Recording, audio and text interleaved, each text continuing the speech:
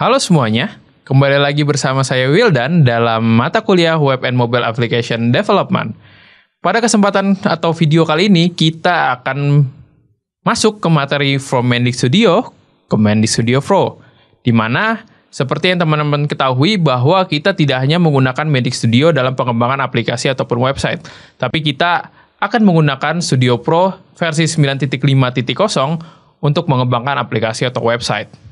Yang pertama, ada beberapa hal yang harus teman-teman ketahui dari perbedaan antara Studio dan ke Studio Pro. Hal utama adalah, pada Studio, kita hanya akan membuat solution focus. Orientasi yang akan kita gunakan hanya berfokus pada bisnis, di mana di antaranya kita akan menciptakan menu-menu, di mana kita akan menciptakan interface yang menarik, yang user-friendly, easy to use, dan lain-lain. Tetapi di Mendik Studio Pro, kita tidak bisa untuk berorientasi seperti itu. Kita akan berorientasi dengan teknologi fokus, di mana kita akan menggunakan Studio Pro untuk mengatur logic di dalam aplikasi, membuat aplikasi kita pintar, bagaimana mengatur keamanannya, bagaimana memberikan hak-hak kepada para pengguna yang berbeda, antara admin, guru, trainee ataupun murid, dan lain sebagainya. Seperti gambar berikut menjelaskan perbedaan antara Mendik Studio Pro dan Custom Code. Mendik Studio biasanya dibuat oleh citizen developer ataupun business analyst. Tapi Studio Pro sampai Custom Logic dibuat oleh business engineer dan juga full stack developer. Di mana dalam gambar tersebut bisa membedakan peranan di dalam menggunakan Mendik Studio maupun Mendik Studio Pro. Selanjutnya ada tim server. Teman-teman, di Mendix kita memiliki server pada proyek kita. Jadi setiap proyek kita memiliki servernya sendiri yang berbeda dengan proyek lain. Server itu akan memiliki version yang akan berubah seiring berjalannya waktu. Dia akan berubah sesuai dengan perubahan yang kita lakukan. Contoh, saat saya menggunakan Mendik Studio untuk membuat halaman home, dan setelah itu saya akan menambahkan halaman lainnya. Akan terjadi commit data ataupun penyimpanan update data. Maka di server, versionnya akan berubah dari 1.0 menjadi 1.1. Begitupun di Mendik Studio Pro. Nantinya kita akan terbiasa untuk commit ataupun update. Update adalah saat kita meminta data baru dari server untuk diterapkan di komputer kita. Commit adalah saat kita melakukan perubahan dalam proyek kita dan kita ingin mengirimkan data tersebut ke dalam server agar dapat digunakan oleh pihak lainnya ataupun engineer lainnya, maka itu disebut commit. Maka versinya akan berubah menjadi dari 5.5 menjadi 5.6. Begitupun seterusnya. Di dalam Mendik Studio Pro, kita akan tidak asing dengan yang namanya status. Di sebelah kiri nanti akan ada pada halaman page status-statusnya. Ada putih, kuning, hijau, biru, sampai merah. Putih adalah status default yang harus kita lakukan apabila kita menggunakan Studio Pro. Di mana nantinya saat kita update, semua status akan menjadi putih. Dan setelah kita commit, semua status juga akan menjadi putih. Tetapi saat kita belum update ataupun belum commit dan melakukan perubahan-perubahan, maka status tersebut akan berubah. Yang pertama ada kuning. Saat kita memodifikasi sebuah halaman, maka status itu akan berubah menjadi kuning. Contohnya, ada halaman course overview, di mana kita akan mengganti button tersebut dengan button yang lain. Maka pasti statusnya akan berubah menjadi kuning dalam halaman tersebut. Yang selanjutnya ada hijau. Apabila kita menambahkan patch baru di dalam Mendik Studio Pro, maka patch tersebut akan hijau statusnya. Setelah di-commit, dia akan kembali menjadi putih. Selanjutnya ada biru saat kita memindahkan item ini. Memindahkan item, contohnya adalah halaman home tadinya ada di folder A, kita pindahkan halaman home ini ke folder B, maka dia akan berubah menjadi biru. Nah, kalau kita menghapus suatu halaman dan lain sebagainya, yang terkait dengan penghapusan data dan lain, statusnya akan berubah menjadi orange, di mana data tersebut ataupun halaman tersebut terhapus. Dan yang terakhir ada icon danger, icon merah. Di mana ini menandakan bahwa di dalam page tersebut ataupun sistem tersebut terjadi konflik yang harus diselesaikan. Apabila tidak, maka aplikasi atau website tidak bisa terbuild ataupun terbuat.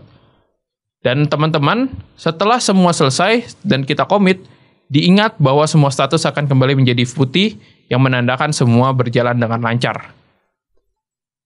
Nah, pada sesi kali ini atau video kali ini, kita akan masuk ke kasus 5, di mana sebagai administrator, admin ingin dapat menambahkan sebuah pendaftaran terhadap sebuah training event. Yang mana nantinya para guru bisa mencek siapa saja sih siswanya, sehingga dia bisa mempersiapkan semua kebutuhannya dengan baik. Ada berapa siswanya, dan lain sebagainya. Di sini kita akan menggunakan Mendix Studio Pro untuk membuat halaman ini. Oke, tanpa berlama-lama lagi, yuk kita masuk ke Mendix Studio Pro.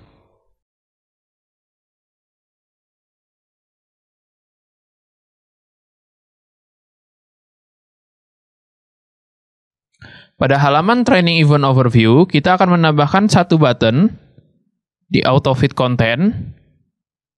Button ini akan kita beri nama Registration dengan icon User dengan on-click Show a Page, dan kita akan membuat page baru dengan mengklik New, yaitu Training Event Registration Overview. Dengan navigation layout Atlas Default dengan blank template. Apabila sudah, silakan klik OK dan kita akan beralih ke halaman Training Event Registration Overview. Halaman ini akan kita konfigurasikan menjadi nested data, yaitu data yang akan ditampilkan berdasarkan data view yang dipilih. Pertama, kita akan menambahkan data view. Dan setelah itu, kita beralih ke halaman Building Blocks dengan mengklik tab di sebelah kanan atas dan memasukkan page header with control ke dalam data view dan juga memasukkan list single line untuk list view. Silahkan untuk menghapus kolom di bawah, karena kita hanya membutuhkan data view dan juga list view-nya. Data view, di text unknown, kita double klik.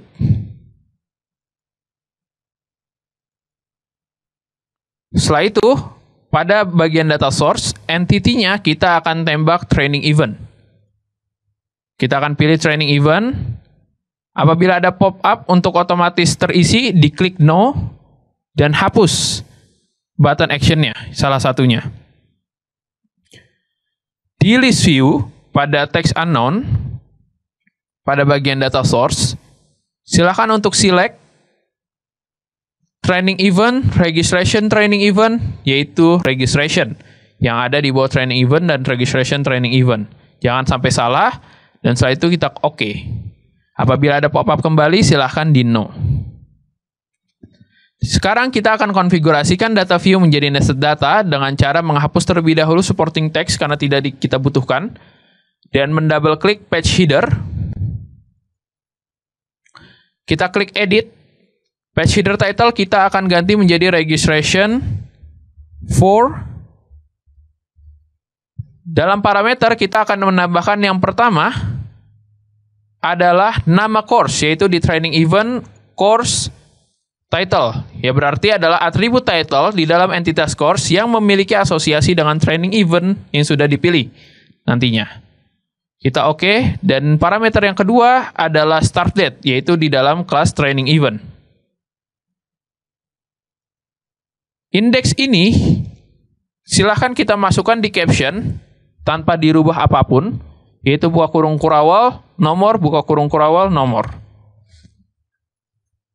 Kita klik OK. Jadi nantinya registration for akan berubah sesuai title yang dipilih serta start date yang dipilih. Untuk list item title juga sama, kita double klik. Kita akan menampilkan number, nama trainee dan juga attend-nya. Yang agar nantinya teacher, para guru bisa ubah menjadi hadir, yes atau true. Di sini kita hapus saja, dan parameternya yang pertama kita new, kita pilih number, oke, kita new, kita pilih yang registration trainee, karena kita akan mengambil nama trainee dari kelas trainee yang berasosiasi dengan registration. Dan yang terakhir adalah attend. Setelah itu, indeksnya kita tinggal masukkan di caption.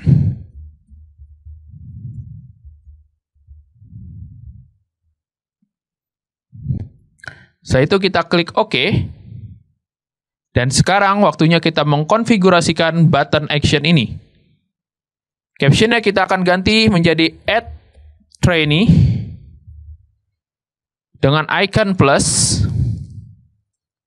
dengan button style success, dengan event on click dirubah menjadi create object, dengan entitas yang kita pilih adalah registration yang ada di bawah training, event yang ada di bawah registration training event.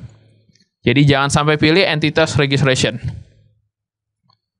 Dengan on click page, kita akan membuat halaman baru, yaitu registration event new edit, dengan navigation layout pop-up, dengan tipe form vertikal. Apabila sudah sesuai dan sudah selesai, silahkan klik OK, dan kita beralih ke halaman registration new edit.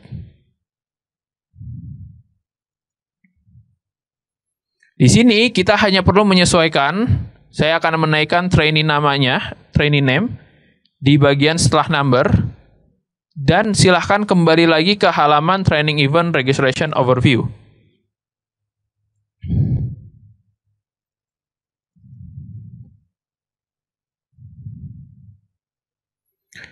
Pada bagian list view, silahkan di double klik, dan on kliknya dirubah menjadi show a page, yaitu registration new edit. Tidak hanya on klik di list view, button right arrow juga silahkan dirubah menjadi show a page dan new registration new edit. Maka kasus pada video kali ini sudah berhasil kita pecahkan dan sudah berhasil kita solve menggunakan Mendix Studio Pro. Sekarang waktunya kita mencoba apakah sudah sesuai atau belum. Dengan klik run lokal dan save and continue. Silahkan ditunggu sampai button view app di sebelah atas itu clickable atau bisa diklik.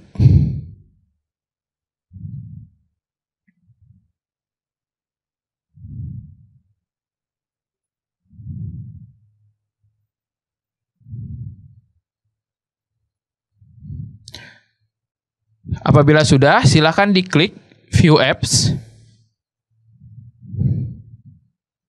Apabila teman-teman datanya hilang yang di Mendix Studio,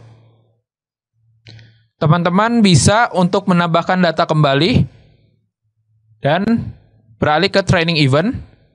Sudah ada button registration, sudah sesuai untuk MAD 6 Juni 2023. Saat kita add trainee, kita pilih trainee-nya, kita bisa save. Dan dia akan muncul sebagai list view. Teacher juga bisa untuk mengakses halaman ini, kalau dia klik trainee-nya, dia bisa ganti menjadi yes, dan dia save, berarti menandakan trainee ini hadir dalam pelatihan. Maka telah selesailah Mendix Studio Pro sesuai pada kasus kali ini. Oke semuanya, seru banget kan kita sudah berhasil membuat halaman pendaftaran beserta logik dan juga validasinya menggunakan Mendix Studio Pro. Tentunya ini menjadi awal untuk kita menggunakan Studio Pro dalam lebih jauh lagi. Pada video-video selanjutnya kita akan mengeksplor lebih jauh lagi, lebih banyak lagi dalam menggunakan Mendix Studio Pro. Nah, keberhasilan kita menjadi penutup pada video kali ini. Apabila teman-teman mempunyai error, mempunyai pertanyaan, silahkan untuk meng-email berikut. Saya Wildan, dengan ini pamit undur diri, sampai ketemu lagi.